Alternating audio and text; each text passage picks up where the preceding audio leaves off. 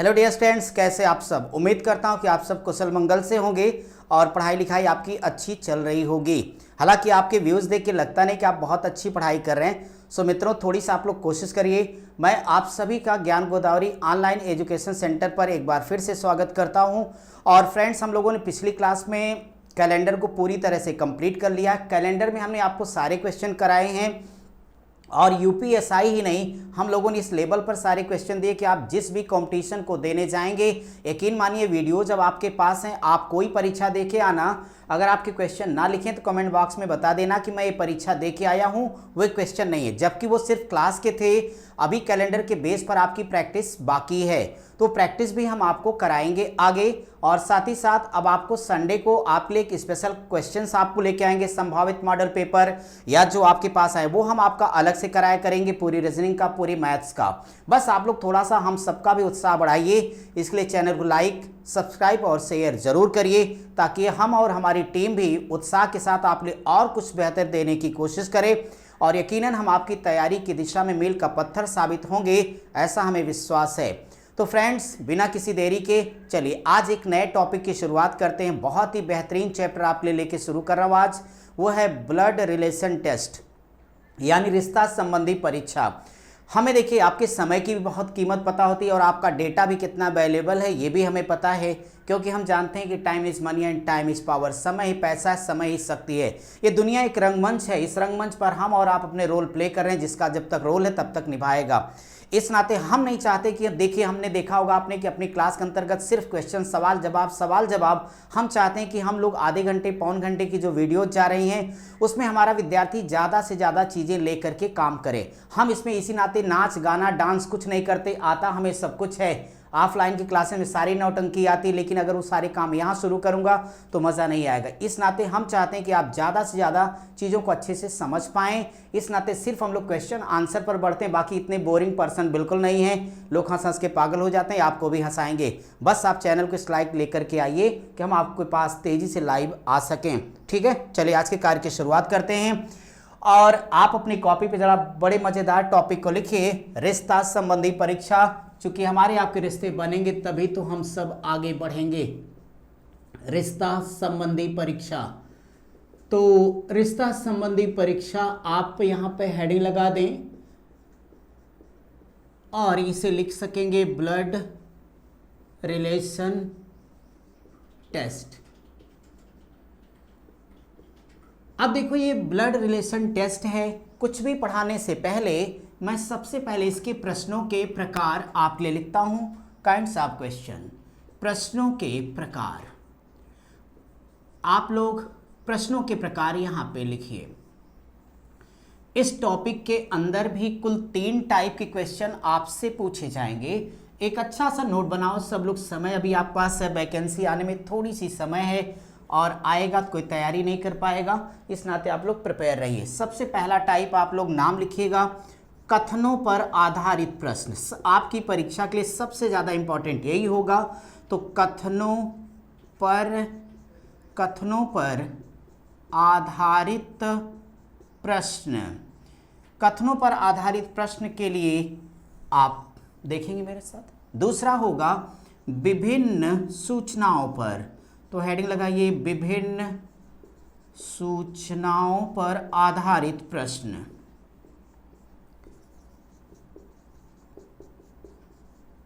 तीसरा टाइप हम लिखेंगे चिन्हों के परिवर्तन पर आधारित प्रश्न।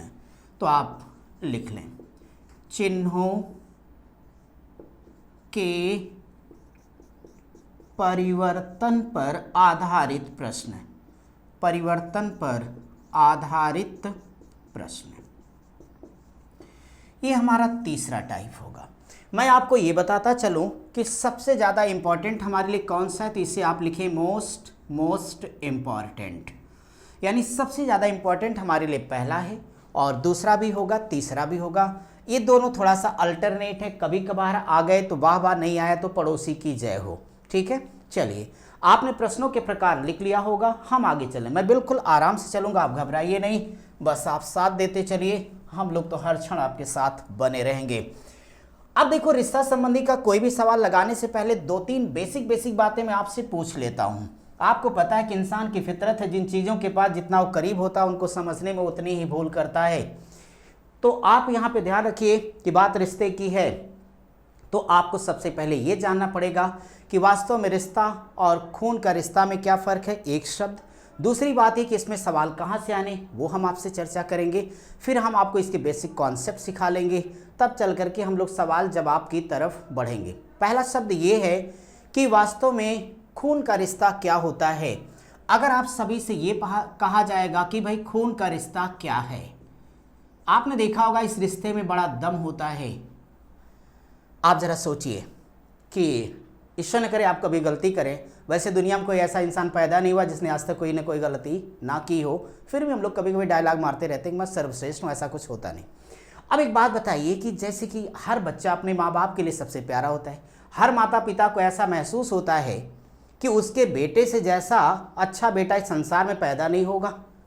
अब ज़रा सोचिए, वही बाप जब बेटा सुबह उठे और कहे कि अगर आज तुमसे खून का रिश्ता ना होता तो क्या मैं तुम्हारी गर्दन काट देता। जरा एक बात बताओ, अगर बाप अपने बेटे के लिए इतनी प्यारी प्यारी लाइन बोलेगा तो आपको कैसा लगेगा? बहुत बुरा लगेगा। सोचो कि इसका तात्पर्य क्या है। इसका तात्पर्य यह है कि आपने कोई जघन्य अपराध किया जिसे माफ़ नहीं किया जा सकता, फिर भी आपको माफ़ी मिल गई। क्यों? क्योंकि खून का रिश्ता है। तो सवाल है कि आखिर खून का रिश्ता है क्या? क्या आप मुझे बताएंगे? ठीक है, आप जब बताएंगे तब बताएंगे, कमेंट करके। कहता रोज हूँ, करते कभी नहीं हो, कोई बात नहीं, वो भी दिन आएगा जब आप बिना कहे कमेंट करेंगे। तो फ्रेंड्स, मैं ही बता देता हूँ आपकी तरफ से। एक बात बताओ, जैसे मैं कहता हूँ एक हाथ से, आपने सुना होगा बुजुर्ग हमारे कह गए, एक हाथ से ताली नहीं बजती। आप में से हो सकता तमाम ऐसे सूरवीर हों जो एक हाथ से ताली बजा दे। क्या संभव है? कभी नहीं। आप जरा सोचिए कि एक हाथ से ताली ना बजना जब वो कहते हैं तो उसका मतलब क्या होता है? एक के लिए दूसरा सपोर्ट चाहिए। अब अगर मैं इस बोर्ड पर ताली बजा दूं तो क्या आप इसे मानोगे? क्या? कभी नहीं। हमने देखो जब लिया तो यहाँ पे इसका सपोर्ट लिया। तात्पर्य ये है कि बिल्कुल रिश्ते में भी यही बात लागू होती है। तो फ्रेंड्स, याद रखना कि किन्हीं भी दो या दो से अधिक व्यक्तियों के बीच आप बनाए गए आपसी संबंधों, यानी फाइनली शब्द यह कि संतानोत्पत्ति जो की जाती है उसके द्वारा जो बनते हैं आपसी मधुर सद्भावनापूर्ण एवं सुदृढ़ संबंध को ही कहा जाता है रक्त संबंध। सीधी बात, एक ही माता पिता की उत्पन्न हुई संतानें ही, चाहे वो पीछे का क्रम जो कि छूट रहा हो या आगे चलने की संभावना हो, या जो वर्तमान पीढ़ी आज भाग दौड़ कर रही हो, यही आपका कहलाता है ब्लड रिलेशन। तो मैं आपसे एक बात कहता हूं कि आपको ये चैप्टर पढ़ना है तो आपको यहाँ पे 5 पीढ़ियों के रिश्तों की जानकारी होनी चाहिए। अब ये 5 पीढ़ियों के रिश्ते आपको जानना ही पड़ेगा। ये 5 पीढ़ियाँ कौन सी हैं फ्रेंड्स? ज़रा देखें। मैं यहाँ बताऊँ कि 2 पीढ़ियाँ आपको अपने से पहले, तो 2 पूर्व की पीढ़ी आपको जानना है और 2 बाद की जानना है, 2 बाद की, और एक आपका वर्तमान। वर्तमान तो सबसे इंपॉर्टेंट है, वर्तमान। अब आप सोचोगे 5 पीढ़ियों के रिश्तों के कौन नाम? मैंने व्यक्तियों का नाम नहीं कहा। व्यक्तियों का नाम निरहु घुरहु कतवारू गजोदर कुछ भी हो सकता है, उनका काम तो आना और जाना है। हम बात कर रहे हैं रिश्तों के नाम की। तो हमसे 2 पहले कौन होगा भाई? एक हमारे पिताजी और एक उनके पिताजी, ठीक है। एक हम हैं, यानी हमारे साथ हमारी पत्नी इत्यादि जो भी हैं। इसके बाद हमारे बाद कौन होगा? बेटा। याद रहे, बेटा हमारी पीढ़ी का नहीं है, बेटा जस्ट नेक्स्ट जनरेशन, अगली पीढ़ी है। इस नाते हमेशा बाप बेटे की सोच में अंतर सदियों से रहा है, आज भी है, भविष्य में भी रहेगा। और बेटे का बेटा अगली पीढ़ी। तो आपको क्लियर हुआ, हमसे 2 पहले यानी पिताजी और उनके पिताजी तथा उनसे जुड़े हुए लोग, एक हमारी वर्तमान पीढ़ी और एक हमारा बेटा और बेटे का बेटा यानी पोता या नाती, जो परिस्थिति बनेगी। यही हमें 5 पीढ़ियों के रिश्तों के नाम जानना है। और यकीनन आपको बता दूं कि इसके सिवाय कहीं से कोई प्रश्न नहीं आता। तो बहुत ज़्यादा बवंडर पढ़ने की आवश्यकता नहीं, कंपटीशन है यहाँ पे, विद्वान नहीं बुद्धिमान बनना है। आपको ये पता होना चाहिए कि कहाँ से क्वेश्चंस आते हैं, वो चीज़ पर आपकी पकड़ हो जाए तो बाकी तो सब हो जाएगा। तो ये 5 पीढ़ियाँ इसके लिए आप लोग याद रखिएगा। अब यहाँ पे आगे का शब्द मैं आपको डिस्कस करूँ। देखो, रिश्ता संबंधी में एक बात बताऊं कि कोई सा भी प्रश्न हो, इसमें जो थोड़ी सी समस्या होती है वो लैंग्वेज को लेकर होती है, भाषा को। तो प्रश्नों को हल करने का एक छोटा सा ट्रिक यहाँ पे मैं लिखता हूँ आपके जानने के लिए, क्योंकि एक ऐसा चैप्टर है जिसमें अगर आप मेरे साथ नहीं सोचेंगे तो क्वेश्चन करना मुश्किल हो जाएगा। तो इस नाते आप सोचोगे। पहला काम क्या करोगे, मैं यहाँ लिख देता हूँ सर्वप्रथम प्रश्न की भाषा यानी लैंग्वेज। आपको पता है ना भाषा में बहुत दम होता है। तो सर्वप्रथम प्रश्न की भाषा समझें। इसके बाद रिश्तों को खुद से जोड़ें। सबसे इंपॉर्टेंट लाइन तो यहां लिख देना, रिश्तों को खुद यानी इटसेल्फ, रिश्तों को खुद से जोड़ें। अगला पॉइंट होगा चित्र बनाएं बराबर आंसर। अब चित्र बनाने के लिए आपको चित्रकार होने की आवश्यकता नहीं, वो जैसे मर्जी वैसे बनाओ, कैसे अभी सवाल में दिखाता जाऊंगा। तो आपने देखा कि भाषा समझना है, रिश्तों को खुद से जोड़ना है, चित्र बना दो बराबर आंसर। यानी इस सारी बातों के बीच में लैंग्वेज समझनी है और हर रिश्ता को किससे जोड़ना, खुद से। और यकीन मानिए कि अगर आपने खुद से रिश्ता जोड़ दिया तो इस टॉपिक का एक भी प्रश्न आप हमसे ये नहीं कह सकते कि इस क्वेश्चन का आंसर मुझे नहीं आ रहा है, जरूर आएगा। क्योंकि हम सब सामाजिक प्राणी हैं, सुबह शाम सोते जागते हम सब किन के बीच रहते हैं, इंसानों के बीच रहते हो, चाहे अपने हों चाहे पराये हों, चाहे वो आलोचक हों चाहे प्रशंसक हो, चाहे सामने आपको अच्छा अच्छा बोलने वाले हों, अब आपके पीठ पीछे एक दिन में ही आपके खिलाफ हो जाने वाले हों, इससे फर्क नहीं पड़ता, ये उनका संस्कार और सोच। लेकिन हम सबकी सोच ये चैप्टर होगा। तो ये तीनों पॉइंट आपने लिखा होगा और इसी के साथ अब मैं जरा आगे बढ़ूंगा। देखो इसमें बहुत ज़्यादा प्लस माइनस ताम झाम सोशियोलॉजी के कॉन्सेप्ट की आवश्यकता नहीं है, बहुत आसान चैप्टर है। किसी भी चीज़ को ज़बरदस्ती बहुत कठिन या पहाड़ बना देना बहुत ही बेकार सी बात ये होती है। कंपटीशन पास करना कितना आसान है, लेकिन सही दिशा में सार्थक प्रयास ना करने के कारण क्या हुआ, आपने उसे बहुत मुश्किल बना रखा है। असंभव ऐसा कुछ भी नहीं है। आपको मैं बताऊं कि आपकी तैयारी का लेवल यही होना चाहिए कि मेहनत इतनी कर दो कि असफलता ही असंभव हो जाए। कैसे, चलो देखते हैं रिश्ते में ऐसे। तो मैं यहाँ पे जितने रिश्तों का नाम बताने जा रहा हूँ सिर्फ ये मान करके कि मैं हूँ, सोचो जरा, अगर मैं इस दुनिया में आ गया हूँ भाई तो नो डाउट मेरे लिए इसके लिए दो लोग जिम्मेदार होंगे, एक मेरी माँ होगी और एक मेरे पिता। ये सिर्फ मेरे लिए सच नहीं है, इस दुनिया के हर इंसान के लिए एक ही सच है। इस नाते ये बात समझ के इस चैप्टर को आप समझना शुरू करिए। मैं जितने रिश्तों के नाम लिखूंगा वो मेरा क्या लगेगा, वही बात आप पे लागू होती, वो आपका क्या लगेगा।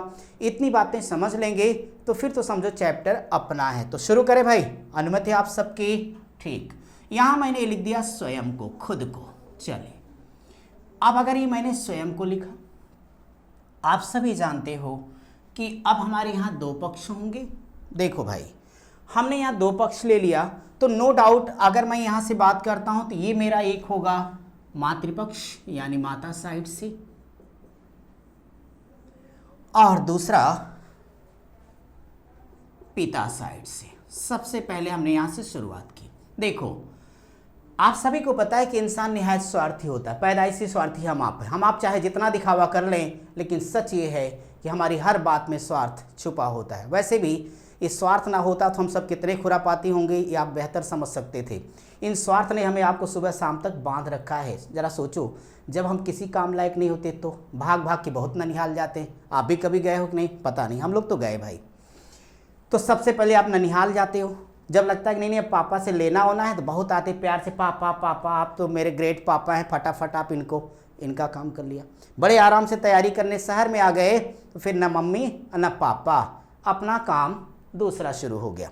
चलो भाई सबसे पहले आज मैं आपको आपके ननिहाल घुमा खिलाता हूँ, सिर्फ चैप्टर में। हकीकत में घर से बाहर मत निकलना, बहुत खतरे हैं, हम ही लोग निकल रहे हैं, यही क्या कम है। अब जरा देखिए कि अगर मैं ननिहाल जाऊँगा तो माय डियर स्टूडेंट्स यहाँ तीन खास रिश्ते मिलेंगे। आप सोचिए कि अगर इसमें दुनिया में हूँ तो नो डाउट मेरी एक माँ है, मेरे एक पिता है, तो निश्चित तौर पे मेरी माता की भी तो कोई माता होगी, वो सीधे आसमान से तो नहीं आई भैया। तो माता की माता, वो माता की माता होगी, मेरी क्या लगेगी, बोलो भाई। माता की माता नानी। एक बार सोचो, नाना नानी रहे होंगे तभी तो माता जी। क्लियर है बात, ओके। इसी प्रकार से हर घर में पैदा होते दो लोग, या तो लड़का या तो लड़की।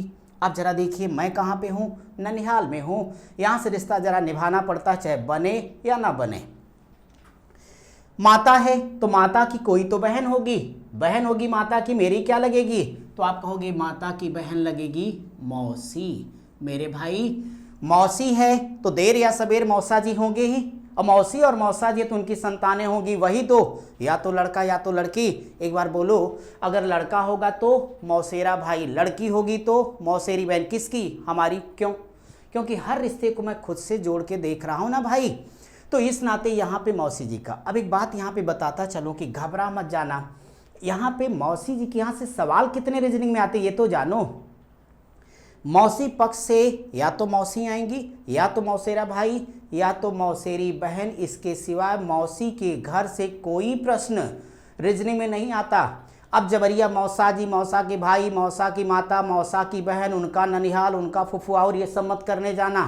सोचो कि जिस चैप्टर में मौसा ही ना पूछे जाते हों तो उनके घर वालों कोई पूछेगा क्या? वैसो नहीं पूछे जाते मौसा जी।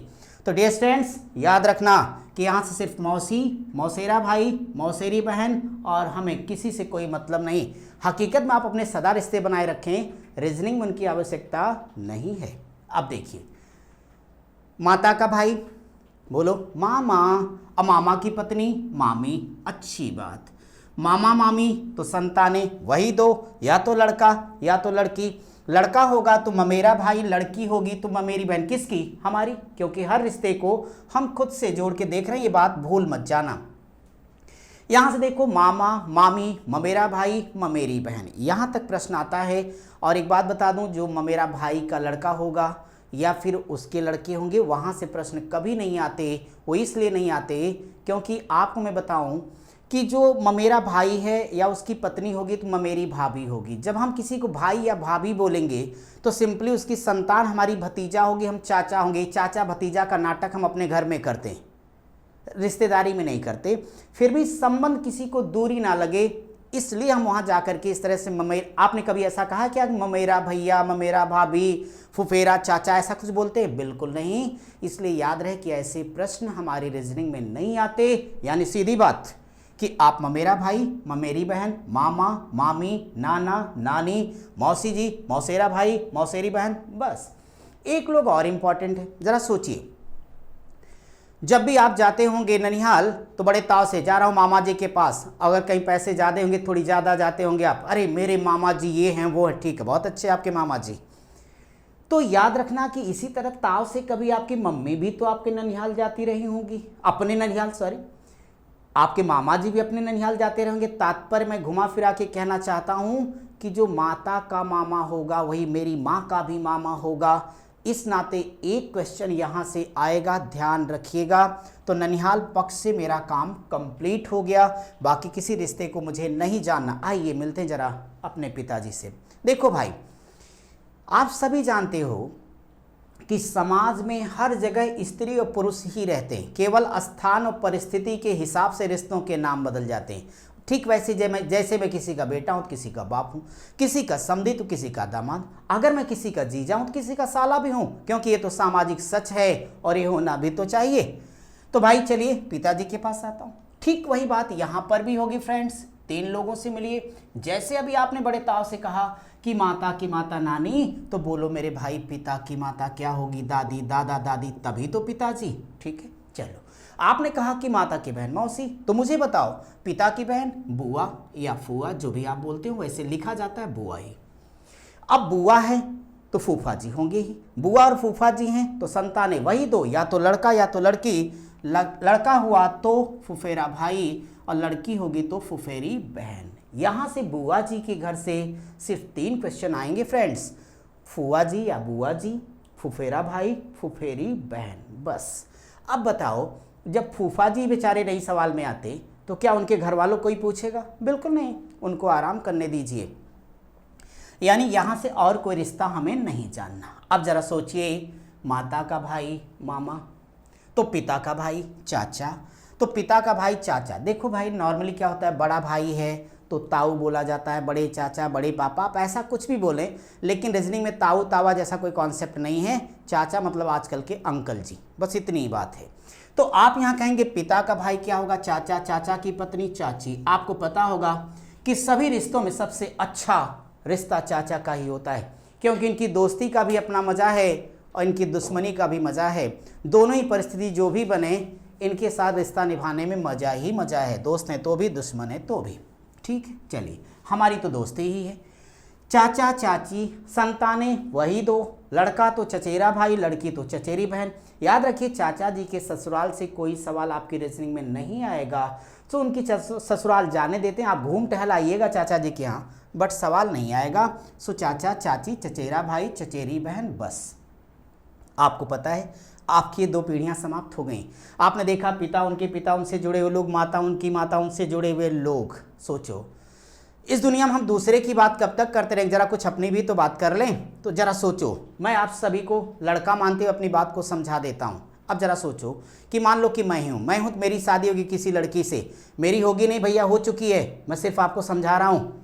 तो जरा देखिए कि अगर मैं हूँ तो मेरी शादी होगी किसी लड़की से, लड़की होगी किसी की, मेरी क्या होगी? पत्नी। अच्छी बात।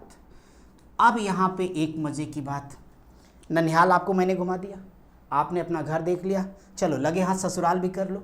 ससुराल से ज़्यादा सवाल नहीं आते भाई, इसलिए जितने सवाल आते मैं वो आपको बता देता हूँ। क्योंकि पत्नी तो आपके पास, जब संसार ही आपके पास है तो बाकी लोगों का क्या काम। इसलिए याद रहे कि यहाँ पे पत्नी के जो पिताजी हैं उन्हें ससुर कहते हैं, पत्नी की माता को सास। ये तो आप लोग अच्छे से जानते होंगे। ठीक, इसके सिवा यहाँ से कोई प्रश्न नहीं आता। फिर भी जानने के लिए समझ लीजिए, पत्नी का भाई साला, पत्नी की बहन साली, साली के पति साढ़ू, साले की पत्नी सरहज।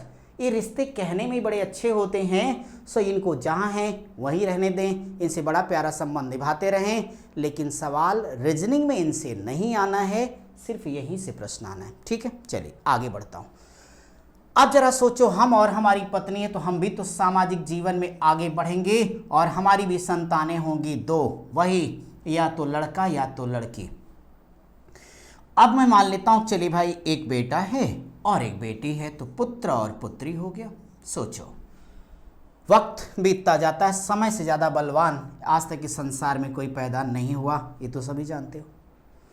डियर फ्रेंड्स, एक दिन आएगा जब आपका बेटा भी बड़ा हो जाएगा और आपको वही दिन दिखाएगा जो दिन आज आप अपने पिताजी को दिखा रहे हैं। कोई बुरा दिन दिखा रहे क्या? बिल्कुल नहीं। आपका ये सौभाग्य है कि आज भी आप तैयारी कर रहे हो, ये आपके माता पिता का और ईश्वर का ही आशीर्वाद है। ठीक है, अच्छी बात है। अब जरा सोचो, आपका बेटा बड़ा होगा। जब बेटा बड़ा होगा तो भाई ठीक है, पढ़ाना लिखाना, नौकरी चाकरी हो तो ठीक है, लेकिन शादी जरूर कर देना, क्योंकि मुझे रिश्ता पढ़ाना भी तो है। तो जब बेटा बड़ा हो जाएगा, शादी करोगे, किसी लड़की से, लड़की होगी किसी की, पत्नी होगी बेटे की, होगी ना, आपकी क्या होगी? तो आप कहोगे मेरी बहू, पुत्रवधू या पतोहू। तो यहां पे मैं बहू शब्द ही लिख देता हूं, चलेगा।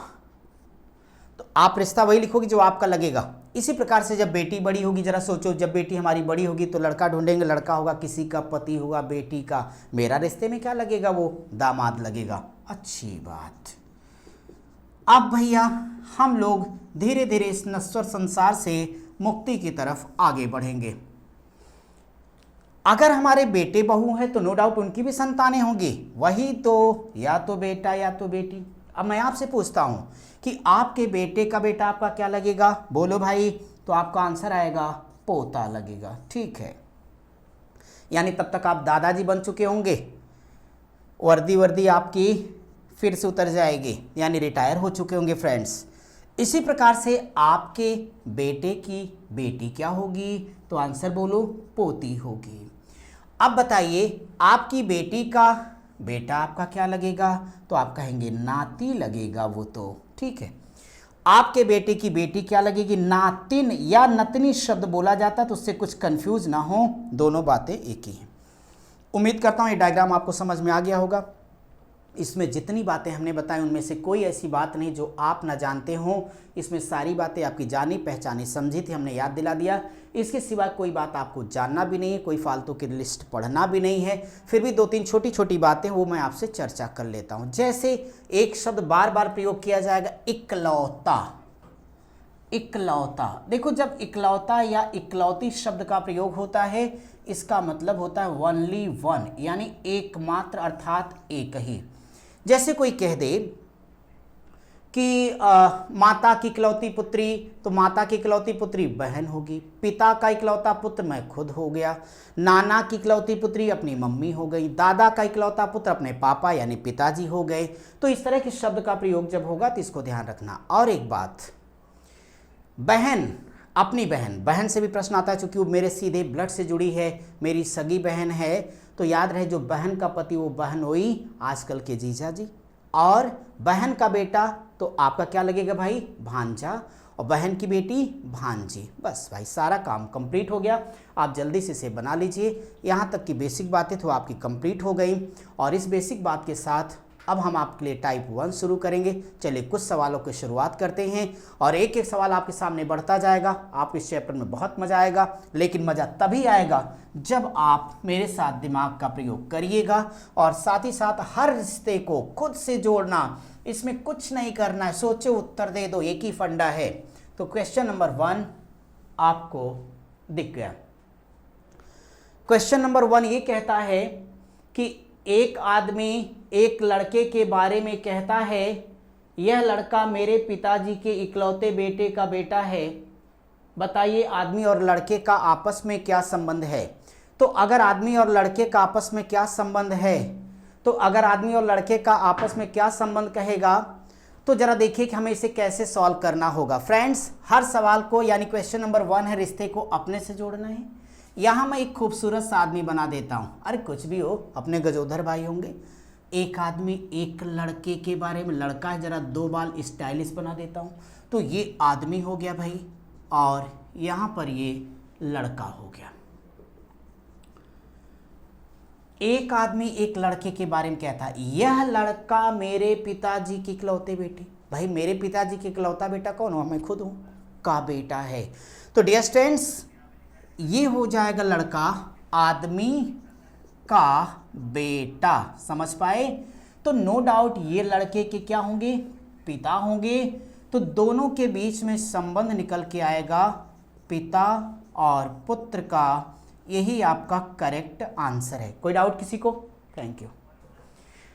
चलिए मेरे भाई, अब हम आपके लिए क्वेश्चन नंबर 2 करना चाहेंगे। तो जरा देखिए कि क्वेश्चन नंबर 2 आपके सामने क्या आ गया। जरा आप लोगों को दिख रहा होगा, रिश्ते में आप लोग बड़े माहिर भी होते हो मेरे भाई, तो जरा फटाफट लगा के मुझे बताओ कि क्या आंसर आपका आता है। अगर आंसर की बातें करूंगा तो ये बहुत मज़ेदार सवाल है, जरा उत्तर निकालो तो आप लोग। आपके यूपीएसआई का पूछा हुआ प्रश्न है, सेम मैंने लिया है। अगर आपने सॉल्व पेपर किया है तो आपको पता होगा ये सवाल वही है। फिर भी क्या सवाल है जरा देखो ना। एक पुरुष ने एक महिला का परिचय कराते हुए कहा, ये लाइन ठीक है। जहां कामा, इन्वर्टेड कामा लिखा है ना मित्रों, वास्तव में इसी पर आपको अपनी सारी एनर्जी लगा देनी। इसी बात को समझ गए तो आंसर आपका है। तो कहता है कि इसकी मां मेरे सास की इकलौती पुत्री है। सवाल है कि वह पुरुष महिला का रिश्ते में क्या लगेगा। अब मैं यहाँ पे बताऊं कि एक पुरुष से, चलो एक कहानी करता हूँ। एक पुरुष है, यहाँ पे एक महिला है, ठीक है। जरा आपको समझाने के लिए एक बात बोलता हूँ मैं, कि सिर्फ मान लो कि मान लिया कि मेरे पर्स में किसी लड़की की बच्ची की स्त्री की तस्वीर है, और आपने देख लिया, आपने कहा कि बताइए सर ये किसकी तस्वीर लेके घूम रहे हैं। हमने कहा ठीक है बताता हूँ। तो भाई अब तो रिश्ता बता रहा हूँ, सीधे तो बताऊंगा ना, देख घुमा के, यानी दूर से बताएंगे। हमने क्या कह दिया, अच्छा ये लड़की, आपने कहा हाँ पढ़ाइएगा बाद में वही बताइए।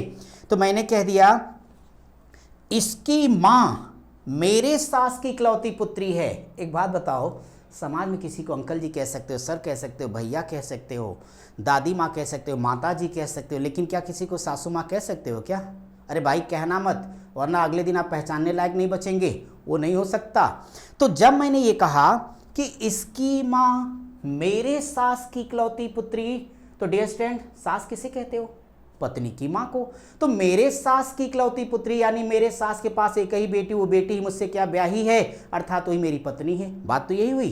तो आप कहोगे कि सास की इकलौती पुत्री का मतलब होगा फ्रेंड्स पुरुष की पत्नी। तो जो इस पुरुष की पत्नी है वही इस बच्ची की क्या है, माँ है। जरा सोचो कितना प्यारा सा प्रश्न है। तो इसकी माँ मेरे सास की इकलौती पुत्री है, यानी पुरुष की पत्नी इस महिला की माँ है, तो रिश्ता तय हो गया कि ये मैं अर्थात उसका पिता और वो मेरी पुत्री होगी। तो बड़ा ही पवित्र रिश्ता है। यहाँ 4 ऑप्शन में से विकल्प डी आपका करेक्ट आंसर आएगा। जो पुरुष है वह महिला का रिश्ते में पिता लगेगा। एक बात बता दूं कि आप लोग क्या करना, ये चित्र बने न बने, अभी मैं सेंटेंस लिख के ही दिखाता हूं कि ऐसे सवालों में केवल क्या करना है, डायरेक्ट सेंटेंस को ही तोड़ देना, सीधे उत्तर आएगा। कैसे, मैं आपको अगले सवाल में दिखाता हूं। क्वेश्चन नंबर 3 देखो आप। क्वेश्चन 3, अगर मैं क्वेश्चन 3 की बात करूंगा आपके लिए, तो वो भी एक बेहतरीन सवाल है। बस आप पढ़ते जाइए, उत्तर आपको मिलता जाएगा। पढ़ लिया आपने क्वेश्चन 3? क्या है, एक स्त्री के तस्वीर की ओर इशारा करते हुए एक पुरुष बोला। इस बार मैं सेंटेंस आपको कुछ समझाना इसलिए लिख रहा हूं। कहता है उसकी माँ की माँ, उसकी माँ की माँ मेरे पिता की माँ है, मेरे पिता की माँ है। बताइए वह पुरुष उस फोटो वाली स्त्री से कैसे संबंधित है। मैं ये कह रहा था कि माँ की माँ, ये कह रहा था कि इसको ऐसे तोड़ने की आदत डालो। डायग्राम वायग्राम की तो कई बार ज़रूरत ही नहीं पड़ेगा। पहले आप सब लोग बताओ कि माँ की माँ का मतलब, तो आप कहोगे सिंपली ये नानी होगा। ठीक है। पिता की माँ का क्या मतलब होता है, बोलो भैया, तो आप कहोगे दादी होता है। तो फैसला हो गया, उसकी नानी मेरी दादी है। सवाल ये है कि मैं उसका क्या लगता हूं, तो देखो ना क्या लगता हूं। अब मैंने यहां पे एक डायग्राम बना दिया, और ये स्त्री है या महिला है, जो भी सवाल में लिखा गया, ये पुरुष है। कहते हो उसकी मां की मां, यानी इस महिला की नानी मेरे पिता की मां, तो सबको पता है पिता की मां को मैं दादी कहता हूं, तो ये पुरुष की क्या होगी, दादी। फ्रेंड्स, नानी बराबर दादी। एक छोटी सी घटना आपको बताता हूं समझने के लिए, जरा एक पल को सोचिए। जैसे आप मान लिया कि अपनी दादी के पास बैठे, यदि आपकी दादी जीवित हैं तो, ईश्वर करे वो जीवित हों। अब जरा सोचिए आप अपनी दादी के पास बैठे, दादी के पास पोता या पोती बैठे, लंबा लंबा ना फेंके, ऐसा कभी हुआ है क्या? क्योंकि तीसरी पीढ़ी का गैपिंग है। और दादी के पास पोता बैठे, अगर दादी थोड़ी पैसे वैसे देती हो मेहनत से, तो कुछ तो लंबा लंबा फेंका। अरे दादी पता है, एक लोग रिजनियाँ पढ़ाते हैं, जानते ही नहीं, वो सवालवा नहीं बोल पाते, उससे पहले उत्तर आ जाता है। अब जरा सोचो, लंबा लंबा आप फेंक रहे थे, तब तक एक घटना घटती है, एक लड़की बैग वैग लेके आपके घर में एंट्री करती है, और ध्यान से सुनना, वो आपकी दादी को कहती है नानी प्रणाम। एक बात बताओ, किसकी ये हिम्मत जो मेरे घर आए और मेरी ही दादी को नानी कह दे। जरा सोचो, मेरी माता को मामी कह दे, मेरे दादा को नाना कह दे, मेरे पिता को मामा कह दे, किसकी ये हिम्मत है? तो आप कहोगे यह मेरे बुआ की बेटी होगी। बोलो कहोगे कि नहीं? क्योंकि मेरे भाई, मेरे घर ननिहाल करने का अधिकार 2 लोगों के पास है, एक तो मेरे बुआ का बेटा बेटी को, और एक मेरी बहन के बेटा बेटी को। लेकिन बहन का बेटा बेटी आएंगे तो मेरी माता को मामी नहीं नानी कह के जाएंगे। प्रश्न क्या है कि उसकी नानी मेरी दादी है, तो इसका तात्पर्य ये होगा फ्रेंड्स, वह मेरी फुफेरी बहन है, बुआ की बेटी है, और मैं उसका भाई हूँ। लेकिन कौन सा? ममेरा भाई हूँ। और यही मेरे प्रश्न का आंसर होगा। कोई कन्फ्यूजन हो तो ज़रा बोलना, और आज जब क्लास पढ़ना तो बैठ के थोड़ी देर रिश्ते ज़रूर सोचना, ये बड़े अच्छे और नाजुक होते हैं भाई। ठीक है, चलिए, ये क्वेश्चन आपका कंप्लीट हो गया होगा, और अब हम आपके लिए क्वेश्चन नंबर 4 करेंगे। क्वेश्चन नंबर 4 और 5 एक साथ 2 हम आपको होमवर्क देखे जाएंगे, इसलिए कि थोड़ी सी कोशिश आप करें। करने को कर सकता हूं, लेकिन थोड़ा आपको सोचना ज़रूरी है, इसलिए मैं दे रहा हूं। तो क्वेश्चन नंबर 4 मैं आपको देके जा रहा हूं, और क्वेश्चन नंबर 5 दोनों सॉल्व करिएगा। जो आंसर आए कमेंट बॉक्स में लिखिए, ना आए मत कमेंट करिएगा। मैं आपको अगली क्लास में वहीं से लेके शुरुआत करूंगा, उस सवाल को आपको समझा दूंगा। आज की अपनी क्लास यहीं पर हम लोग रोकेंगे। आप लोग पढ़ते रहिए। Thank you.